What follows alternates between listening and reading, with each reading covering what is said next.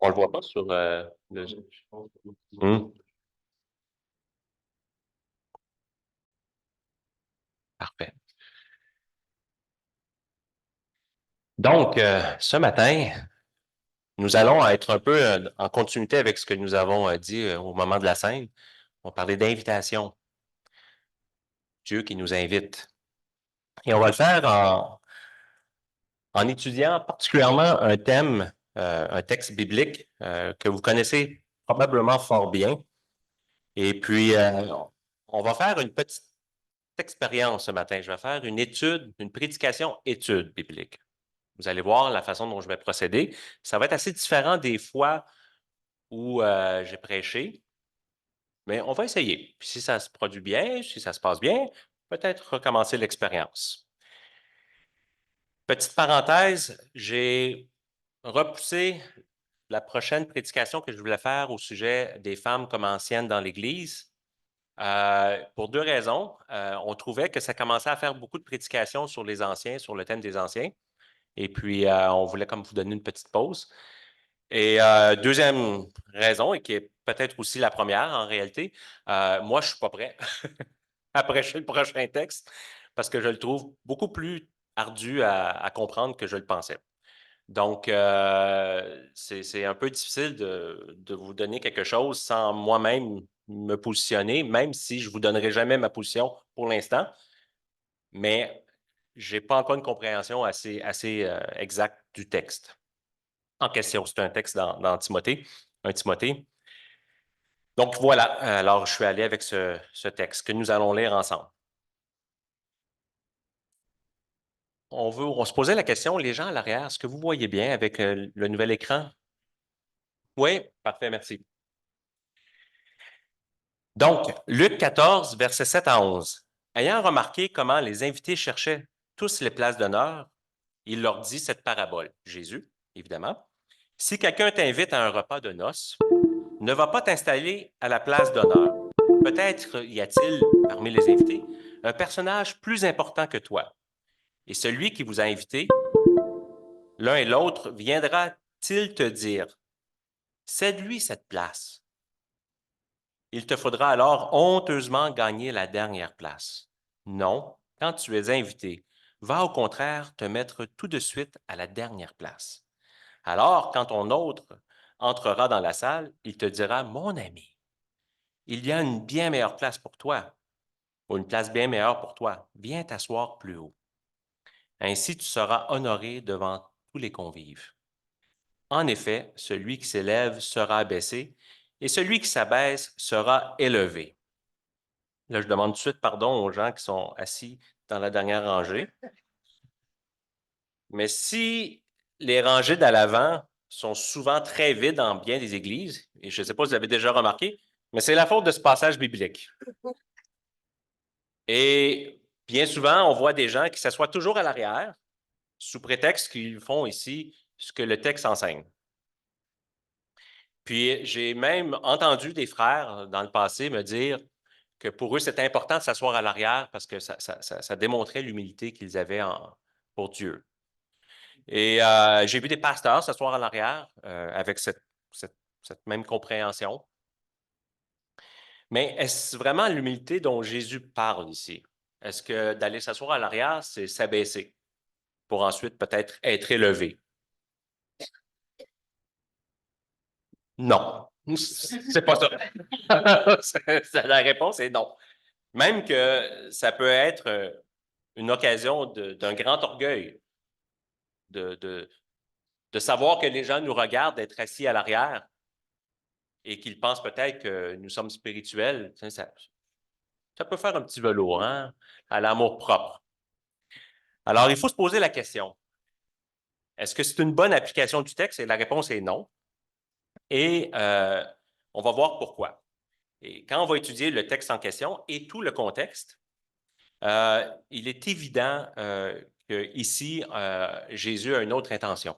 Lorsqu'il enseigne cette parabole, Jésus n'a pas nécessairement l'intention de rester au niveau de l'étiquette à la table, la manière de se comporter lorsqu'on est dans un repas public. Ce n'est pas vraiment son intention. Même si on peut faire quelques applications, c'est une parabole. Et les paraboles sont spirituelles. Elles ont un enseignement, une leçon spirituelle qui est tirée d'une pratique ordinaire que les gens ont en société. Et nous, on va s'intéresser surtout à la leçon spirituelle qu'on doit tirer de cette parabole.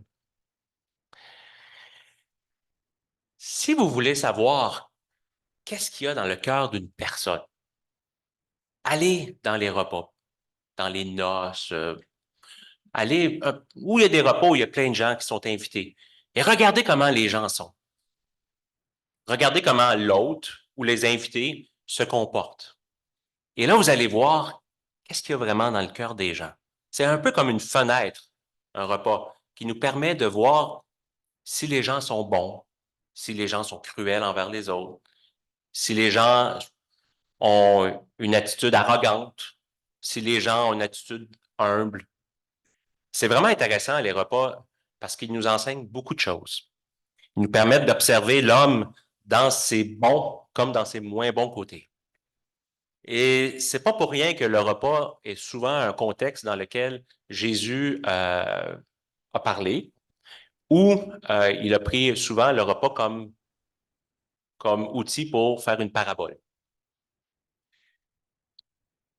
Alors ça, c'est très intéressant. Et dans le texte qui nous concerne, et tous les textes, presque tous les textes du chapitre 14, ont pour thème des repas. Et ça, c'est intéressant. Et c'est pour ça que tous les textes sont interconnectés. Je n'irai pas dans les subtilités de la langue grecque pour voir comment les connexions se font, mais ce sont des thèmes qui ont été interconnectés entre eux par Luc. Et nous allons voir que ces thèmes, en fait, le passage, on peut le diviser en 4 sections. Le texte que j'ai lu ici, ça, c'est la deuxième section. Et nous, on va regarder, on va faire une étude des 4 sections, une après l'autre. Et à chaque fois que nous allons étudier la section, je vais tirer des leçons de façon très ordinaire, comment ça pourrait s'appliquer si on ne veut pas aller dans les leçons spirituelles, tu sais, l'étiquette à la table, quelque chose comme ça, des leçons très, très basiques. Et ensuite, on va tirer les leçons spirituelles. Et à la toute fin, je vais tout résumer ça pour nous montrer quel est l'enseignement pour tout ce passage. Et comment le texte ici, il y a un verset clé qui nous permet de tout relier. Alors, commençons la section 1. Donc,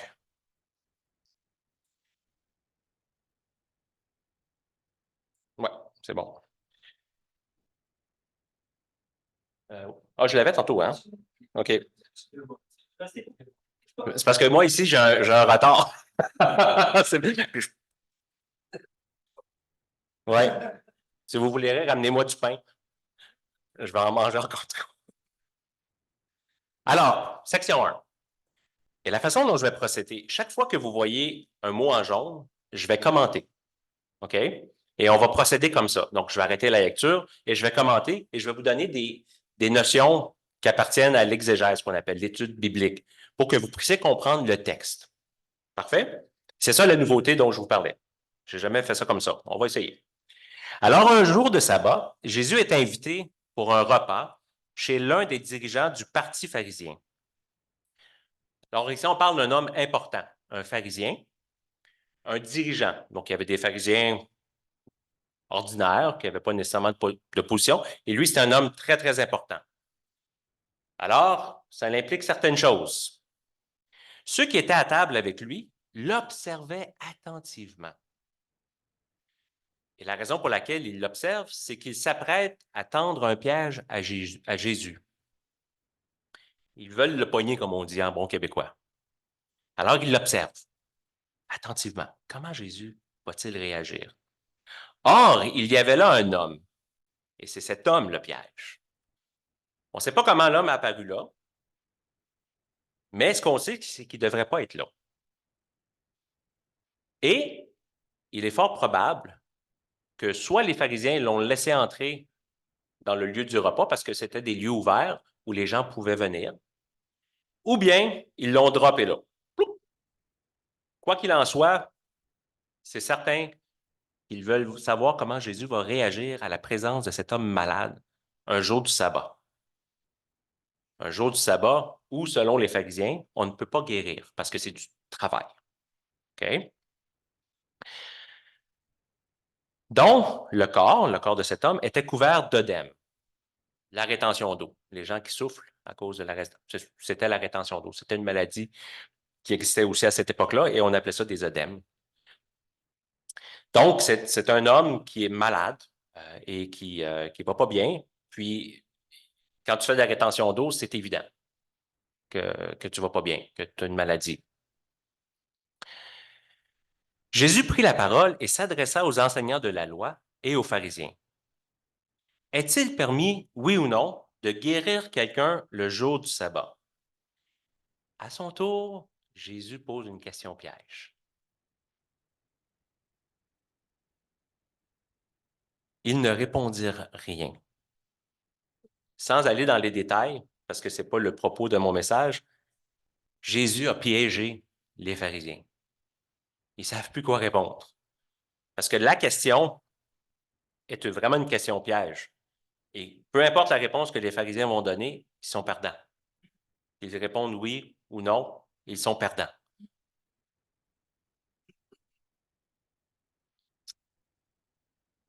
Alors Jésus, saisissant le malade, le guérit et lui dit de rentrer chez lui. Puis, se tournant vers les assistants, il leur demanda, qui de vous, si son fils ou son bœuf tombe dans un puits, ne l'en retire pas le plus tôt possible, même si c'est le jour du sabbat? Là encore, ils ne surent que répondre. Ils savent que Jésus a raison. Les pharisiens savent très bien que si un de leurs bœufs ou leur fils tombe dans un puits le jour du sabbat, ils vont aller le chercher. Ils vont le sauver. Leçon à retenir. La première leçon, les chefs religieux n'ont aucune compassion pour les misérables.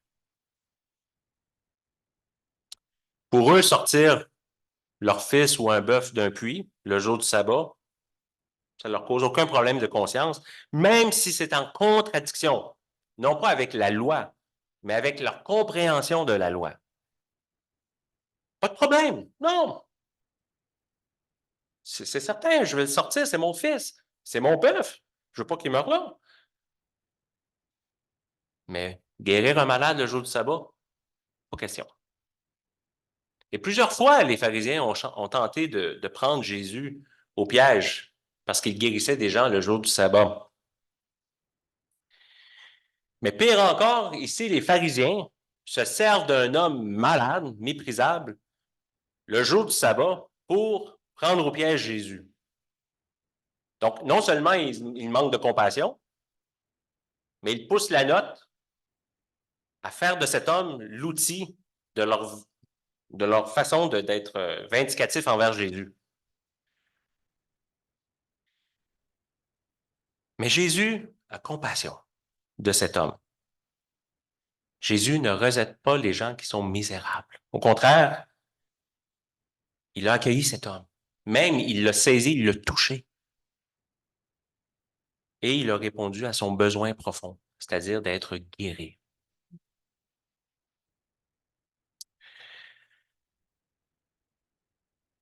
Quelles sont les leçons spirituelles qu'on peut tirer de ce premier passage? Eh bien, Jésus révèle le sens de sa mission. Le Père l'a envoyé pour révéler son grand amour pour nous et surtout pour les gens qui sont misérables. Tel est le sens de la mission de Jésus. Et Jésus, en guérissant cet homme, le jour du sabbat, manifeste que tel est le désir du Père, de voir les gens qui ont de grands besoins, les gens qui sont malades dans leur corps ou spirituellement, qu'ils puissent recevoir la guérison de Dieu. Jésus est en train de montrer que lui, qui n'est pas un chef religieux, est pourtant celui qui connaît le cœur du Père. Alors que les chefs religieux auraient dû savoir quel est le cœur de Dieu. C'est eux qui sont responsables de guider le peuple. Ce sont les bergers du troupeau. Non, c'est Jésus qui connaît le cœur du Père. Et il sait que le Père a compassion de ceux et celles qui sont dans le besoin. Et aussi, Jésus nous démontre qu'il comprend l'esprit de la loi. Il sait que la loi a été donnée pour notre bien. La loi a été donnée non pas pour exclure les misérables, mais pour les intégrer. Et c'est intéressant, si on relie la loi avec cette idée, de voir que la loi a toujours pour objectif de protéger les veuves, les orphelins, les pauvres, les gens qui sont malades. Tout est ordonné pour que ces gens-là puissent être intégrés à la population et non pas rejetés.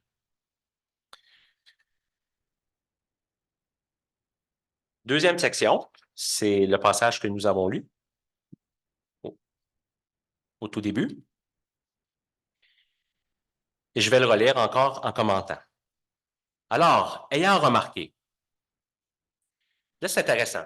Au début, ce sont les pharisiens qui observaient Jésus pour le piéger. Mais là, on apprend que c'est Jésus qui les observait aussi. Il a remarqué quelque chose dans leur comportement. Donc, ayant remarqué comment les invités cherchaient tous les places d'honneur. Et là, vous voyez ici l'image. Ça représente bien comment les gens se plaçaient autour d'une table dans un repas habituel chez les Juifs. Alors, les gens étaient couchés autour de la table et la personne en haut, au milieu, la personne au milieu, était l'hôte. Et les invités d'honneur s'assoyaient de part et d'autre, à gauche, à droite, et ainsi de suite. Donc, les invités qui avaient le moins d'honneur, c'est ceux qui étaient en bas. Et ils étaient tous couchés sur le côté, avec les jambes étendues. Et c'est comme ça qu'ils prenaient leur repas ensemble. Donc, il y avait des gens qui arrivaient et qui allaient s'installer à côté de l'autre.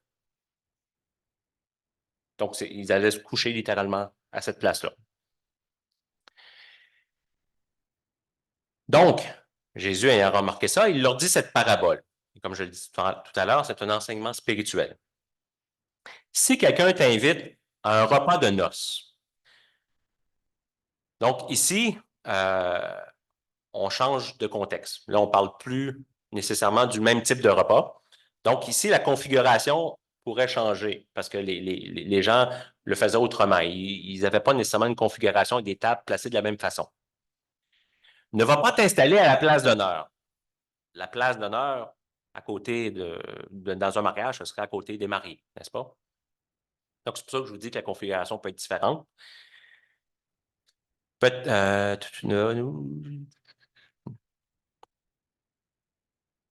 va pas t'installer à la place d'honneur. Peut-être y a-t-il parmi les invités un personnage plus important que toi. Je vous le dis. Si vous allez vous asseoir dans des noces à la place du père, vous allez vous faire tasser. C'est à peu près ça que Jésus est en train de dire. Si tu vas t'asseoir à une place d'honneur, ce n'est pas ta place, ben, il y a peut-être quelqu'un qui est plus important que toi qui va arriver. Un personnage plus important, et celui qui vous a invité, l'un et l'autre, viendra-t-il te dire, c'est lui cette place. Et il faudra alors honteusement gagner la dernière place. Ça m'est jamais arrivé de vivre ça. J'espère que ça m'arrivera jamais. Mais ça ne doit pas être le fun. Non, quand tu es invité, va au contraire te mettre tout de suite à la dernière place.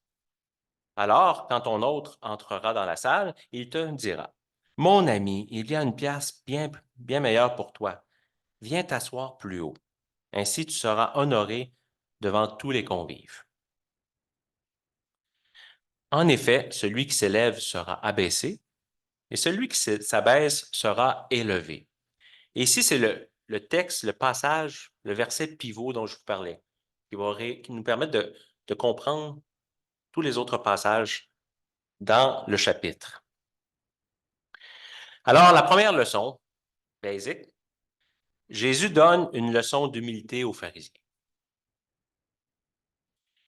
Ce qu'on voit, c'est que les pharisiens sont friands d'honneur. Ils cherchent les honneurs. Lorsqu'ils s'invitent les uns les autres, ils jouent à qui est le plus grand parmi eux, qui a le plus d'importance, qui a le plus de reconnaissance et le pouvoir qui vient avec.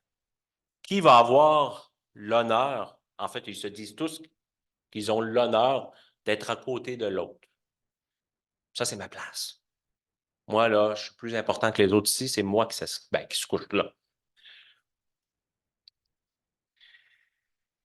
Si on veut en faire une leçon de tous les jours, ben, on pourrait dire, lorsque tu vas à un repas, ben, ça devrait être l'humilité qui guide ton comportement. Puis je pense que, de façon générale, les gens le savent. Hein? Si moi, je m'en vais dans un mariage, je ne vais pas m'asseoir à la table des mariés si je ne suis pas un invité d'honneur.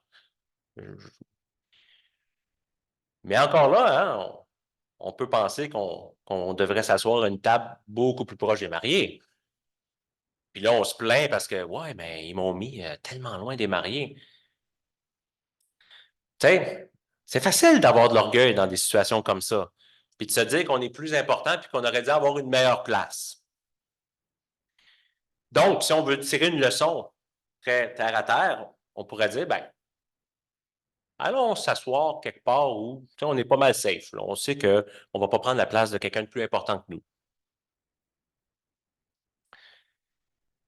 Parce que la leçon, c'est que si on n'est pas autorisé à s'élever, à prendre la meilleure place, bien, on risque d'être abaissé. Et ça, c'est humiliant. Mais Jésus n'est pas tant intéressé à nous donner une leçon sur l'étiquette à la table. On pourrait l'utiliser, si on veut, pour la vie de tous les jours. Mais ce n'est pas ici le but de la parabole. Alors, quelles sont les leçons spirituelles? Eh bien, ici, Jésus nous donne un peu une idée de comment le royaume de Dieu fonctionne. Le royaume de Dieu, ce n'est pas nécessairement un endroit précis, même si ça va être ça un jour. Le royaume de Dieu, c'est quelque chose de dynamique. C'est quelque chose dans lequel nous entrons. C'est quelque chose que Dieu, c'est l'action de Dieu. Comment on pourrait le résumer? C'est le règne de Dieu. L'action de Dieu qui règne. Comment Dieu règne dans ce monde? Et comment nous participons à ce règne comme croyants? Alors ici, Jésus vraiment veut nous enseigner comment le royaume de Dieu fonctionne. Et la leçon que Jésus nous donne à ce propos est la suivante. Ceux qui veulent entrer dans le royaume de Dieu doivent le faire en s'abaissant, en s'humiliant, en reconnaissant à quel point ils sont misérables devant Dieu. Et ça, c'est la leçon. Vraiment, quand Jésus dit « Celui qui s'élève sera abaissé et celui qui s'abaisse sera élevé ». Celui qui se croit important aux yeux de Dieu risque d'être rejeté. Mais celui qui reconnaît sa misère sera accepté, sera élevé. Et ce qui est intéressant avec la parabole, c'est que Jésus se sert de la manière dont les pharisiens se comportent entre eux lorsqu'ils mangent ensemble. Et ce qu'on peut voir dans le comportement des pharisiens quand ils sont rassemblés ensemble, c'est que si on se fie à leur façon de faire, ils sont vraiment loin de rentrer dans le royaume de Dieu. Parce que leur comportement est complètement contraire au comportement qu'une personne qui reconnaît son besoin spirituel, sa bassesse, eh bien, c'est tellement contraire à ça qu'ils n'ont rien compris de la grâce de Dieu. Ils n'ont rien compris de ce que Dieu demande pour qu'on puisse entrer dans son royaume, cette humilité que Dieu nous demande d'avoir. Et lorsqu'on va continuer les autres sections, vous allez voir, ça va s'éclairer. Ça va devenir encore plus clair, l'enseignement de Jésus à ce propos-là. Donc, lisons la troisième section, les versets 12 à 14. Jésus continue, sans employer encore le mot parabole, il continue par une autre parabole. Jésus dit aussi à son hôte, la même personne qui a invité Jésus, donc le pharisien très important, « Quand tu donnes un déjeuner ou un dîner, n'invite pas tes amis, tes frères, ta parenté ou de riches voisins, car ils pourraient t'inviter à leur tour et te payer ainsi de ta peine. »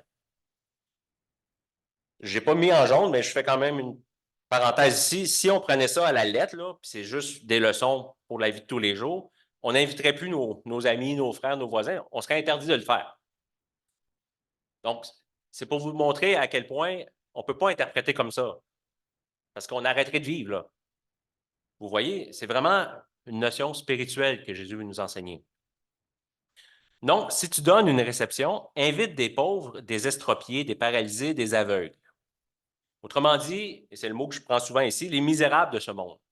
Ceux que tout le monde, en tout cas dans cette société-là, chez les Juifs, malheureusement, c'était des gens qu'on excluait de la ville. Ils vivaient souvent au crochet de la société, puis des fois, on les envoyait vivre dans les champs. On ne voulait pas les avoir dans les jambes, ces gens-là.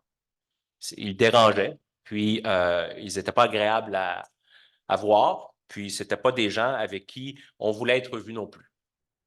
Et pour les pharisiens, c'était vrai aussi, pour des chefs religieux.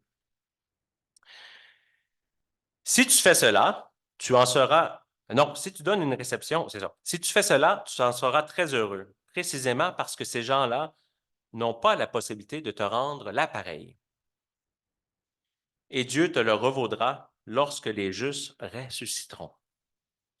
Ici, on a une petite indication que Jésus parle de manière spirituelle, parce que là, il fait référence au royaume, au moment où Dieu, à la résurrection derrière, au moment où Dieu va rassembler tous les siens. Leçon à retenir, Jésus enseigne la vraie hospitalité. Qu'est-ce que c'est de vraiment recevoir? Eh bien, c'est inviter ceux qui sont incapables de nous inviter en retour. Si tu veux vraiment inviter quelqu'un, sans montrer que tu es une personne importante, c'est ça que Jésus est en train de dire littéralement, eh bien, invite ceux qui ne pourront jamais t'inviter en retour. Autrement dit, invite les misérables, invite tous ceux qu'on met de côté, invite ceux qu'on essaie de cacher parce qu'ils dérangent.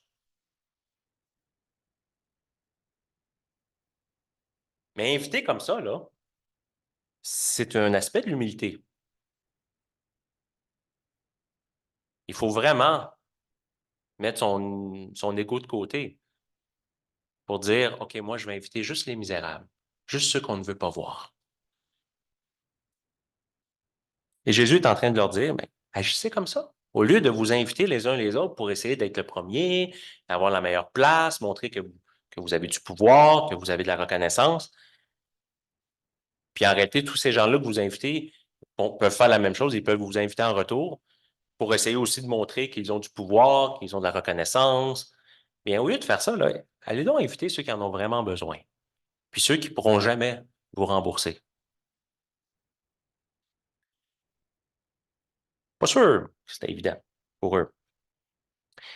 Une autre leçon, Jésus leur enseigne qu'une personne importante selon les critères de ce monde, donc les pharisiens, peut aussi accueillir des gens que tout le monde rejette.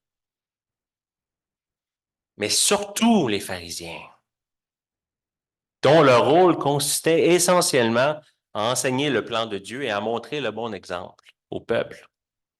Vous, là, les pharisiens, c'était votre rôle de montrer le cœur de Dieu.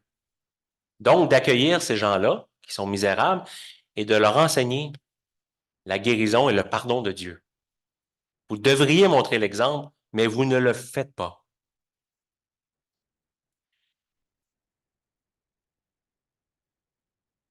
Si Dieu demande à son hôte d'inviter des gens misérables, c'est pour introduire une leçon spirituelle très simple. Dieu nous demande d'inviter des gens misérables parce que lui-même invite les gens indignes à entrer dans son royaume. Ici, c'est encore une leçon à propos du fonctionnement du royaume de Dieu. Le cœur du Père nous est révélé. Dieu invite les misérables dans son royaume, ceux qui sont mis de côté, ceux qui reconnaissent leur misère spirituelle et qui acceptent l'invitation de Dieu. Dieu invite. Ceux qui sont humbles acceptent. Dans le ministère de Jésus, c'est quelque chose qui est récurrent, qui revient souvent. Jésus va auprès des gens misérables et il les guérit. Il les invite, les femmes, les hommes, les boiteux, peu importe, nommez-les.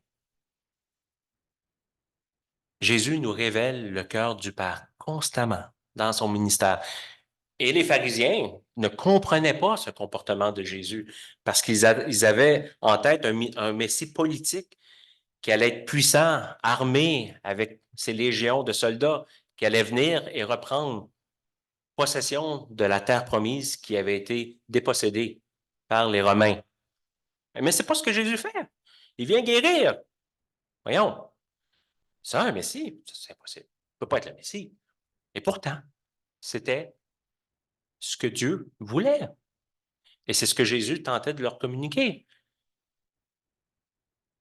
Comme le dit Jésus, je suis venu, j'ai été envoyé pour guérir les malades.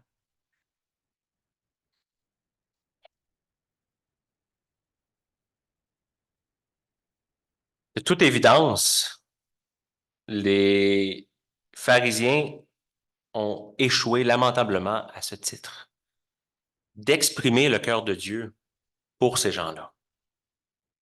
Ce qu'on voit lorsqu'on les voit regroupés, on voit des hommes qui ne pensent qu'à eux, qui ne pensent qu'à leur rang, au pouvoir que leur rang leur donne, qui veulent être vus. Hein, lorsqu'ils se promènent en public, c'est dit dans quelques textes, ils veulent être vus. Ils font des offrandes avec, ils montrent qu'ils donnent beaucoup d'argent. Ils ont un comportement qui ne manifeste pas le cœur de Dieu pour son peuple. Et à ce titre, ça fait d'eux de mauvais bergers.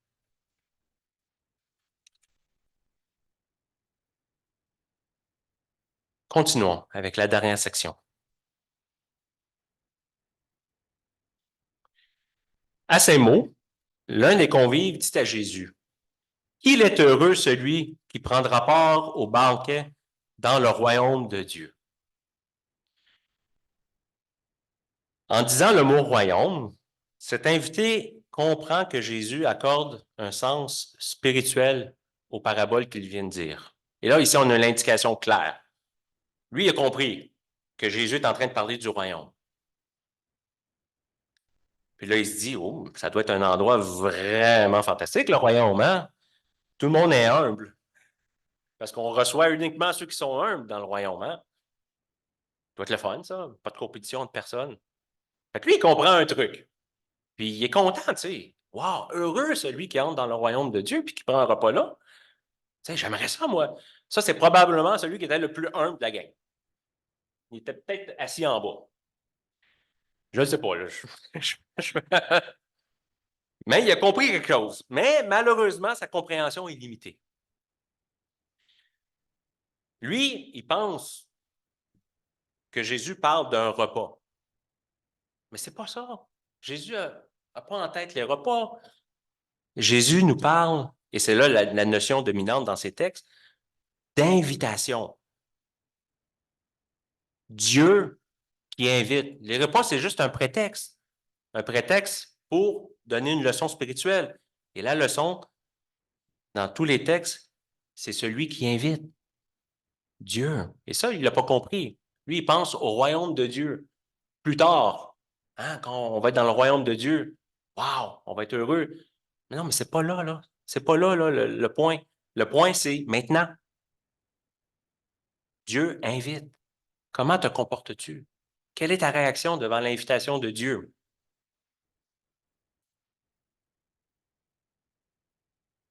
Alors Jésus lui répondit, et là ici, Jésus va donner une autre parabole, une troisième parabole, pour vraiment démontrer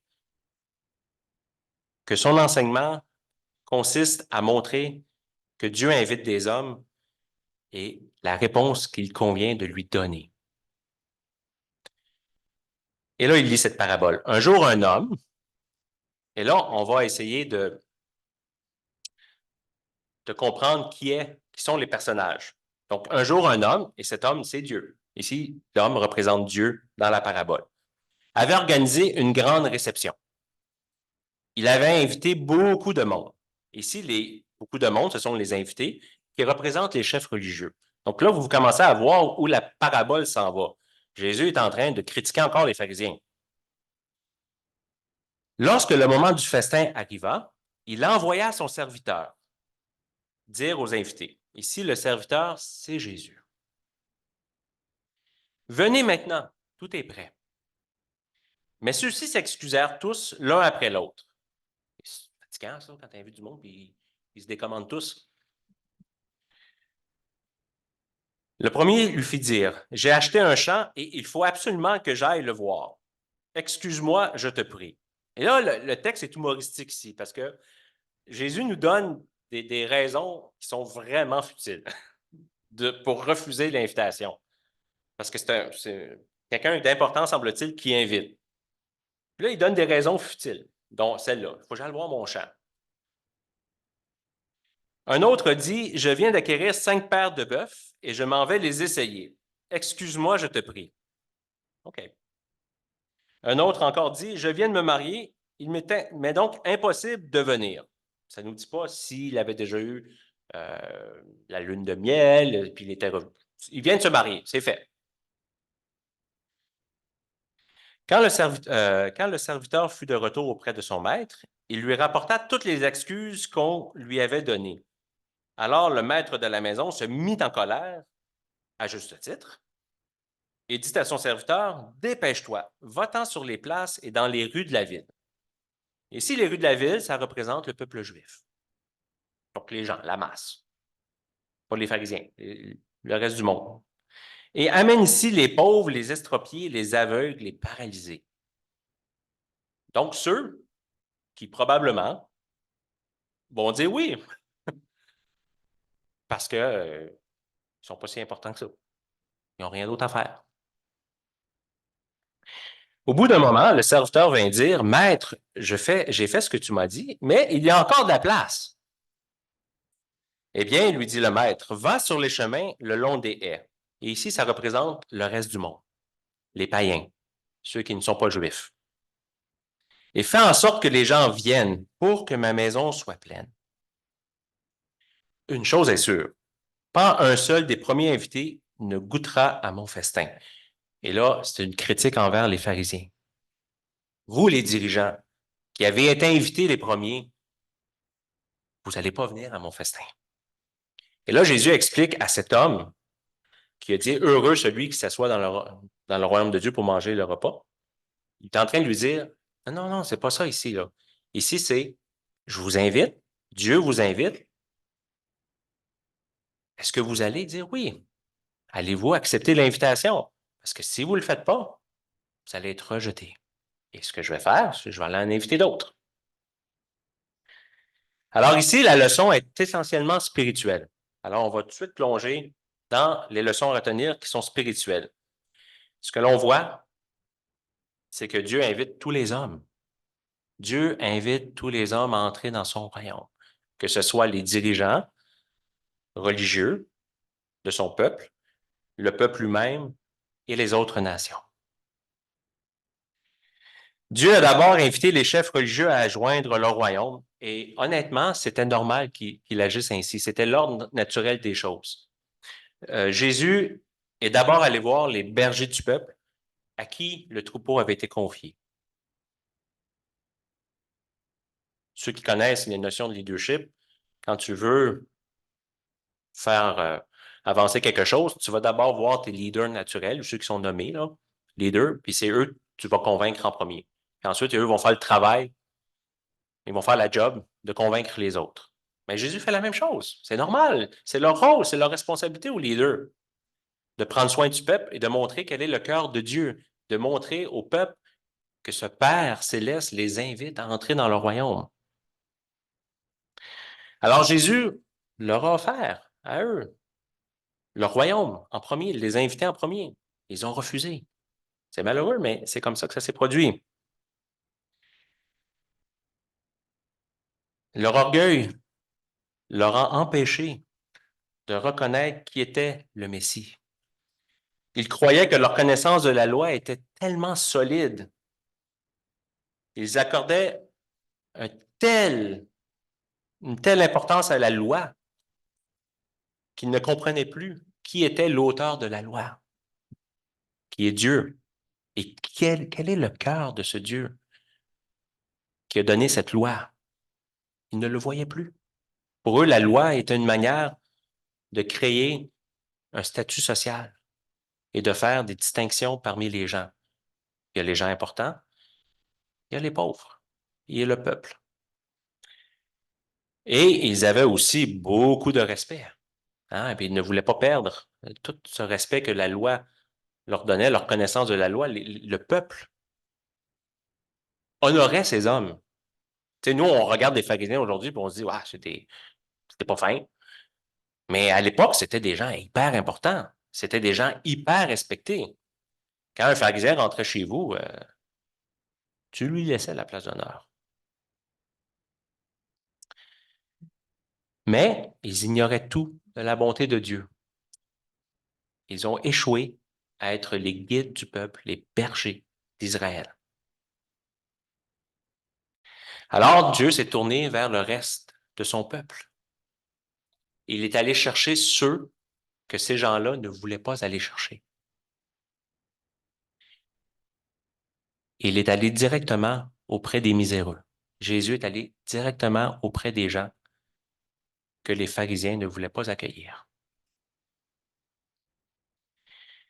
Les pauvres, les estropiés, les aveugles, les paralysés. Dans la parabole ici, ça signifie tout simplement ceux qui reconnaissent leur misère spirituelle, qui ont cet abaissement devant Dieu, qui savent que s'ils veulent être acceptés de Dieu, ils doivent s'abaisser, reconnaître qu'ils ont besoin de Dieu.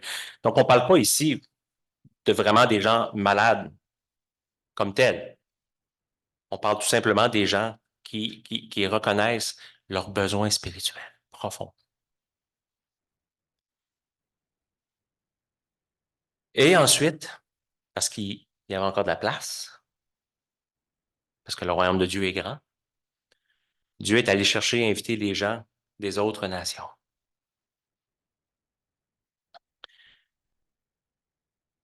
Je vous disais tout à l'heure que le verset biblique pivot était, en effet, celui qui s'élève sera abaissé et celui qui s'abaisse sera élevé. Eh bien, c'est vraiment à propos de cela, tout ce passage.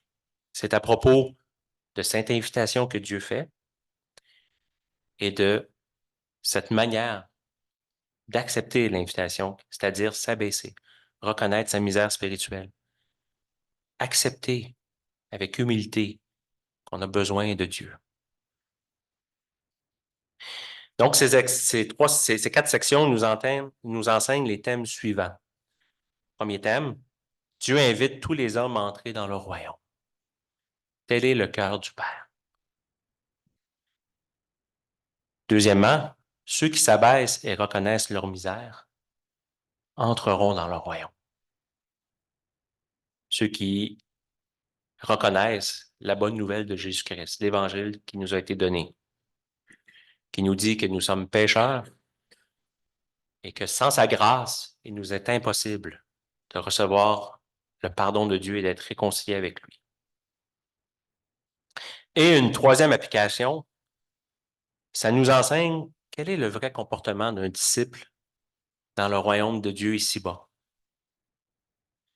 qui doit être caractérisé par le désir, non pas d'être le plus grand, mais d'être un serviteur humble. Évidemment, les leaders spirituels aussi doivent adopter un tel comportement, un comportement qui est teinté d'humilité, où les gens dans l'Église n'essaient pas d'être le premier, mais chacun reconnaît sa place selon les dons spirituels que Dieu lui a donnés, sachant que si on est tous ensemble dans l'Église, c'est parce qu'on a tous en partage la même grâce de Dieu. Et aussi, ça veut nous dire qu'on ne doit pas avoir honte d'aller chercher les gens qui sont misérables, puis d'aller aider ces gens-là qui ont des besoins.